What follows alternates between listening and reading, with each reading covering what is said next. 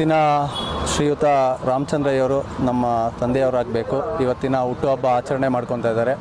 ನಮ್ಮ ಪೀಣ್ಯ ಕೈಗಾರಿಕಾ ಸಂಘದ ವತಿಯಿಂದ ಅವ್ರಿಗೆ ಶುಭ ಕೋರಲು ಬಂದಿದ್ದೀವಿ. ಈಗ ನಮ್ಮ ಕಾಸ್ಯದ ನಮ್ಮ ಏನು ದೊಡ್ಡಣ್ಣ ಅಂತ ಹೇಳ್ತೀವಿ ನಮ್ಮ ಕೈಗಾರಿಕಾ ಇದರಲ್ಲಿ, ಆ ದೊಡ್ಡಣ್ಣ ಅಂತ ಹೇಳೋ ಒಂದು ಸಂಸ್ಥೆಯಿಂದ ನಮ್ಮ ಫಾರ್ಮರ್ ಸೆಕ್ರೆಟರಿಗಳಾದಂಥ ಪ್ರವೀಣ್ ಅವರಿದ್ದಾರೆ ಮತ್ತು ಈಗಿನ ಹಾಲಿ ಖಜಾಂಚಿಗಳಾದಂಥ ನಮ್ಮ ಮಂಜುನಾಥ್ ಅವರಿದ್ದಾರೆ. ಅವರು ಕೂಡ ಒಂದು ವಿಷಯ ಹೇಳೋದಕ್ಕೆ ಈ ಕಾರ್ಯಕ್ರಮಕ್ಕೆ ಬಂದಿದ್ದಾರೆ. ಹಾಗೆ ನಮ್ಮ ಪೀಣ್ಯ ಭಾಗದಿಂದ ಪೀಣ್ಯ ಊರಿಂದ ಪೀಣ್ಯ ರಮೇಶಣ್ಣವ್ರು ಬಂದಿದ್ದಾರೆ. ಅವರು ಮತ್ತು ಅವರ ಸ್ನೇಹಿತರು ಎಲ್ಲರೂ ಕೂಡ ಶುಭ ಕೋರಲು ಬಂದಿದ್ದಾರೆ. ನಮ್ಮ ಪೀಣ್ಯ ಕೈಗಾರಿಕಾ ಸಂಘದ ವತಿಯಿಂದ ಅಧ್ಯಕ್ಷರಾಗಿ ನಾನು ಪೀಣ್ಯ ಕೈಗಾರಿಕಾ ಸಂಘದಿಂದ ಅವರಿಗೆ ಹುಟ್ಟುಹಬ್ಬದ ಶುಭಾಶಯ ಕೋರಲು ಇಚ್ಛೆ ಪಡ್ತಾನೆ. ಇವತ್ತು ನನ್ನ ಜನ್ಮದಿನಾಚರಣೆ ಮಾಡೋದಕ್ಕೆ ಸಾಕಷ್ಟು ಜನ ಬಂದಿದ್ದಾರೆ ಬೆಳಗ್ಗೆಯಿಂದ. ನಾನು ಮೊದಲನೇದಾಗಿ ಪ್ರತಿ ವರ್ಷ ಏನಂದರೆ ಈ ಹಬ್ಬದ ಒಂದು ಜನ್ಮದಿನದ ಶುಭ ಸಂದರ್ಭದಲ್ಲಿ ಅನಾಥ ಮಕ್ಕಳಿಗೆ ಮೊದಲನೇದಾಗಿ ಒಂದು ಕೇಕ್ ಕಟ್ ಮಾಡುವ ಮೂಲಕ ಸಿಹಿ ಹಂಚಿ ಅವರಿಗೆ ತಿಂಡಿ ಕೊಟ್ಟು ಅಲ್ಲಿಂದ ಪ್ರಾರಂಭವಾಗೋದು.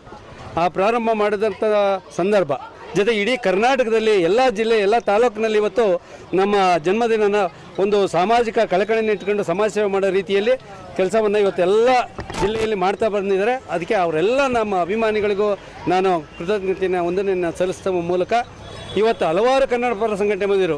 ಇವತ್ತು ಶಿವರಾಮೇಗೌಡರು ರಕ್ಷಣಾ ವೇದಿಕೆ ಶಿವರಾಮೇಗೌಡರು ಬಂದಿದ್ದರು.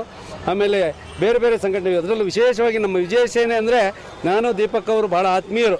ನಾವು ಹಿರಿಯರಲ್ಲಿ ಅವ್ರಿಗೆ ಹಿರಿಯರಿದ್ದರು, ನಾವಿಬ್ಬರು ಒಂದೇ ಭಾವನೆಯಲ್ಲಿ ಇರ್ತಕ್ಕಂಥವ್ರು. ಅವರು ಯಾವತ್ತೂ ನಮ್ಮ ಶ್ರೇಯೋಭಿವೃದ್ಧಿಗೆ ಯಾವತ್ತೂ ಅವರು ನಮ್ಮನ್ನು ಕಂಡು ಒಳ್ಳೆಯ ಇದನ್ನು ತಿಳಿಸಿದ್ದಾರೆ. ಜೊತೆಗೆ ಇವತ್ತು ನಾನು ಹಬ್ಬ ಆಚರಣೆ ಮಾಡೋ ಉದ್ದೇಶ ಒಂದು ಅಂದರೆ ಎಲ್ಲ ಕಡೆ ಸ್ನೇಹಿತರು ಇವತ್ತು ಒಂದೊಂದು ದಿಕ್ಕಲ್ಲಿ ಒಬ್ಬೊಬ್ಬರು ಇರ್ತಾರೆ. ಅವ್ರನ್ನೆಲ್ಲ ಒಟ್ಟಿಗೆ ಸೇರಿಸಿ ಒಂದು 4 ಮಾತಾಡೋದಕ್ಕೆ ಅವಕಾಶ ಮಾಡ್ಕೊಳ್ಳೋದಕ್ಕೆ ಒಂದು ವೇದಿಕೆ ಇದು. ಆ ವೇದಿಕೆ ಮಾಡೋದಕ್ಕೋಸ್ಕರ ಈಗ ಒಂದು ಪ್ರತಿ ವರ್ಷ ನಮ್ಮ ಸಂಘಟನೆ ಮೂಲಕ ಇಲ್ಲಿ ಒಂದು ಹಬ್ಬದ ರೀತಿಯಲ್ಲಿ ಒಂದು ಕಾರ್ಯಕ್ರಮ ಮಾಡ್ತಾಯಿದ್ದಾರೆ. ಪಕ್ಷದಲ್ಲಿ ಕಾಂಗ್ರೆಸ್ ಪಕ್ಷ ಇರ್ಬೋದು, BJP ಬೆಳಿಗ್ಗೆ ಅಶ್ವತ್ಥನಾರಾಯಣ ಅವರು ಬಂದಿದ್ದರು. ಆಮೇಲೆ ಈಗ ತಾನೇ ರೇವಣ್ಣ ಅವರು ಬಂದು ಹೋದರು. ಇವತ್ತೇನಂದರೆ ಎಲ್ಲ ಅವರು ಹೋರಾಟಗಳಿದ್ದಾವೆ ಕಾಂಗ್ರೆಸ್ ಪಕ್ಷದಲ್ಲಿ, ಬೇರೆ ಬೇರೆ ಪಕ್ಷದಲ್ಲಿ. ಹಾಗಾಗಿ ಎಲ್ಲರೂ ಬೆಳಿಗ್ಗೆ ಲೀಡರ್ಗಳೆಲ್ಲ ಬೆಳಿಗ್ಗೆನೇ ಬಂದು ಹೊರಟೋಗಿದ್ದಾರೆ. ಆದರೂ ಸಹ ಅವರೆಲ್ಲರಿಗೂ ನಾನು ಈ ಒಂದು ಸಂದರ್ಭದಲ್ಲಿ ಅವರಿಗೆ ಅಭಿನಂದನೆ ಹೇಳಬೇಕಾಗ್ತದೆ. ಯಾಕೆಂದರೆ ಅವ್ರಿಗೆ ನಮ್ಗೆ ಬಂದು ವಿಶ್ವಾಸದಲ್ಲಿ ಬಂದು ಒಂದು ಶುಭ ಕೋರಿಯೋದ್ರಿಂದ. ಜೊತೆಗೆ ಇವತ್ತು ಹಲವಾರು ಮಹಿಳಾ ಘಟಕದವರು ಬಂದಿದ್ದಾರೆ, ಬೇರೆ ಬೇರೆ ಸಂಘ ಸಂಸ್ಥೆಯವರು ಬಂದಿದ್ದಾರೆ.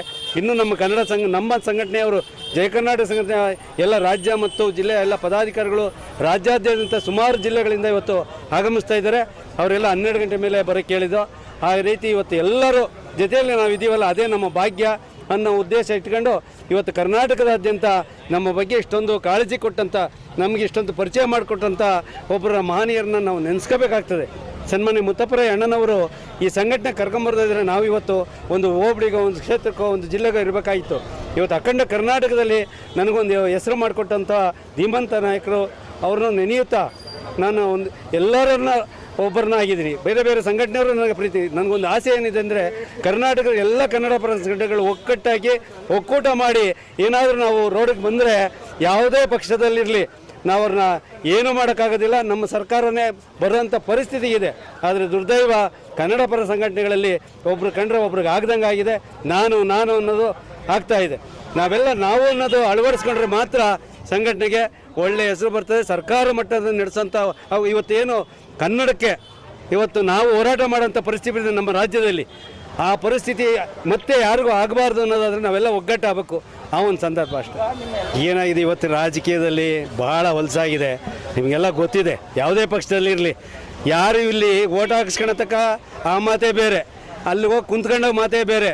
ಕಟ್ಟ ಕಡೆಯ ಕಾರ್ಯಕರ್ತನ ಯಾವತ್ತು ಗುರುಸ್ತಾರೋ ಅವತ್ತು ಈ ರಾಜ್ಯದಲ್ಲಿ ನಾವು ರಾಜಕೀಯಕ್ಕೆ ಹೋಗೋಕ್ಕೊಂದು ಅವಕಾಶ ಸಿಗ್ಬೋದು. ಆದರೆ ನಮ್ಮಂಥವ್ರಿಗಲ್ಲ. ಇನ್ನೊಂದು ವಿಚಾರ ಅಂದರೆ ನಾವು ಎಷ್ಟೇ ಪಕ್ಷದಲ್ಲಿ ಏನೇ ಮಾಡಿದ್ರೂ ಸಾಧ್ಯವಾಗೋದಿಲ್ಲ. ಅದಕ್ಕಾದ ಹೈಕಮಾಂಡ್ಗಳು ಇರ್ತವೆ, ಅವರು ಮಾಡೋಕ್ಕೆ ಮನಸ್ಸಿದ್ರು ಮಾಡೋಕ್ಕಾಗಲ್ಲ. ನಾವಾದರೆ ಹೋರಾಟಗಾರರಿಗೆ ಏನು ಪರಿಸ್ಥಿತಿ ಇದೆ ಅಂದರೆ ನಾವು ಸ್ವತಂತ್ರವಾಗಿರ್ತೀವಿ, ಯಾರ ಅಧೀನದಲ್ಲಿರಲ್ಲ. ಇವತ್ತು ನಾಡಿನ ನೆಲ ಜಲ ಸಂಸ್ಕೃತಿಗೆ ಧಕ್ಕೆ ಬಂದಾಗ ನಾವು ಹೋರಾಟ ಮಾಡ್ತೀವಿ. ಅದೇ ರೀತಿ ಆಸಕ್ತ ಜನರಿಗೆ ಸೇವೆ ಮಾಡುವ ಗುರಿಯನ್ನು ನಾವು ಹೊಂದ್ಕೊಂಡು ಇವತ್ತು ನಾನು ಒಬ್ಬ ಹೋಗೋದಲ್ಲಿ 10 ಜನ ಹೋಗಿ ಶಾಲಾ ಕಂಡು ಹೋದರೆ ಯಾವ ಅಧಿಕಾರಿ ಆದರೂ ಆ ಕೆಲಸ ಮಾಡಿಕೊಡೋಂಥ ಇದು ಈ ಜಯ ಕರ್ನಾಟಕ ಆಗಲಿ ಎಲ್ಲ ಕನ್ನಡ ಸಂಘಟನೆಗೂ ಇದೆ ಅಂತ ಈ ಒಂದು ಸಂದರ್ಭದಲ್ಲಿ ನಾನು ಹೇಳೋಕ್ಕೆ ಇಷ್ಟಪಡ್ತೀನಿ.